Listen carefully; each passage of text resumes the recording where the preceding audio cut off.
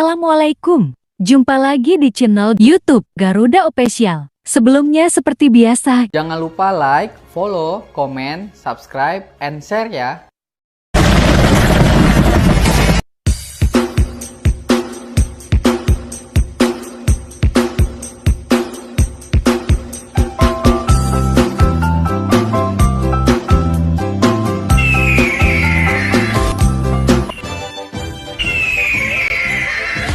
Indonesia memang sudah makin modern, tapi tak bisa dipungkiri kalau mistisnya juga tetap kuat.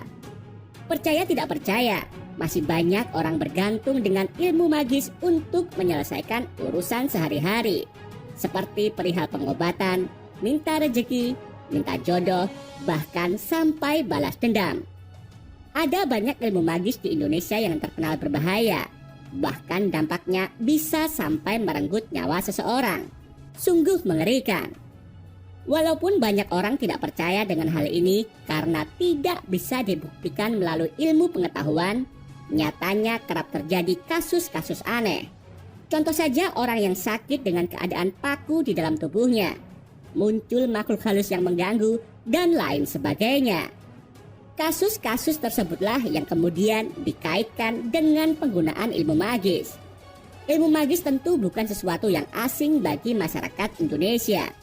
Bahkan kalau boleh dikata, berbicara perihal ilmu magis, maka Indonesia adalah gudangnya. Kekuatan ilmu magis memang tidak bisa ditakar layaknya sistem persenjataan yang dimiliki TNI untuk bisa diperbandingkan dengan negara lain. Sifatnya yang tak kasat mata memang menjadi sebuah masalah bagi sebuah negara yang ingin mencoba mengusik kedaulatan Indonesia. Ketika sebuah negara sudah merasa percaya dengan jumlah dan kecanggihan sistem persenjataan yang dimiliki, nyatanya mereka harus berbalik arah dan kembali pulang karena mengalami sesuatu yang belum pernah mereka temui dan alami di semasa hidupnya. Bayangkan saja ketika sebuah senjata yang seharusnya berfungsi dengan baik, namun dalam prakteknya justru macet dan tidak bisa digunakan. Belum lagi keadaan dari para prajurit yang tiba-tiba roboh, tumbang, hilang kesadaran tanpa tahu apa penyebabnya. Bahkan yang paling parah, mereka harus menghadap Tuhan lebih awal. Bagi para prajurit, di mana mereka diterjunkan dengan membawa sebuah misi adalah atas perintah dari seorang jenderal atau panglima perang yang menjadi atasan mereka, bahkan di tempat yang belum pernah mereka ketahui sekalipun. Menghadapi sebuah negara dengan nama Indonesia, tentu tidak bisa bermodalkan angka dan matematika. Ketika sebuah negara memiliki jumlah persenjataan yang lebih hebat, banyak, dan canggih dari Indonesia, lantas mereka dengan pasti dan percaya diri mengatakan akan menang atas Indonesia, itu adalah sebuah keputusan yang gegabah dan juga ceroboh.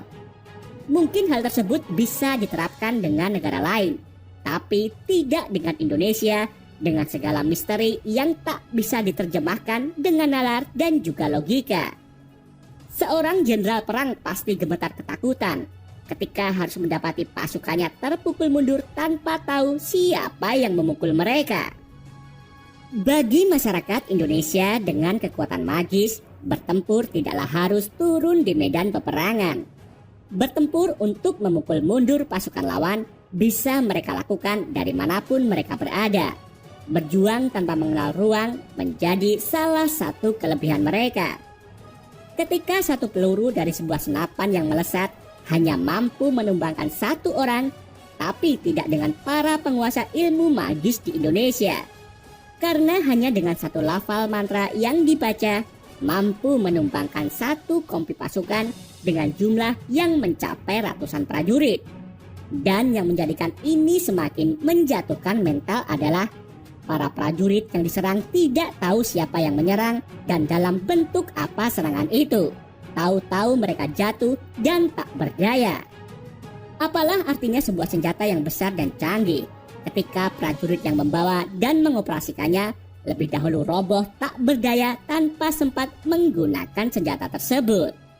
Bagi negara-negara maju di luar sana yang merasa adidaya dalam hal kekuatan militer, Janganlah di antara kalian mencoba untuk mengganggu dan mengusik Indonesia sebagai sebuah negara. Karena tak hanya TNI yang akan bergerak menjaga negeri ini, seluruh kekuatan yang ada dalam diri rakyat Indonesia pastinya akan dikerahkan untuk mengalahkan kalian. Ilmu magis adalah jalan ninja bagi suku-suku kuat di negeri ini. Dan ketahuilah, membunuh tanpa menyentuh adalah keahlian mereka.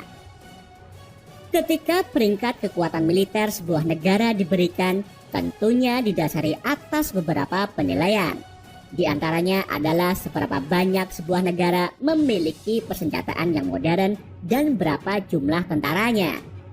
Penilaian tersebut tentu juga dibagi dalam beberapa aspek, mulai dari sistem persenjataan wilayah darat seperti tank, kendaraan taktis, senapan serbu, rudal atau nuklir, dan lain sebagainya.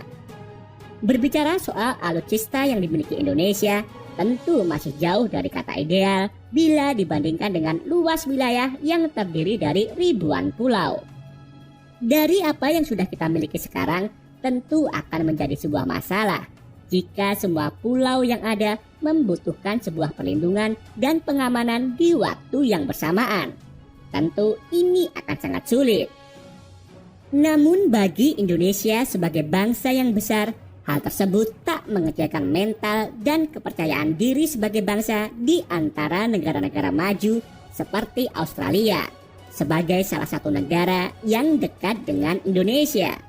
Permasalahan yang umum terjadi bagi sebuah negara biasanya adalah soal teritori atau batas wilayah.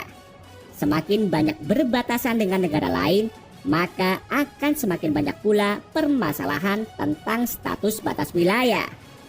Seperti contoh adalah Pulau Pasir, sebuah wilayah kepulauan di dekat NTT yang saat ini memicu memanasnya hubungan antara Indonesia dengan Australia.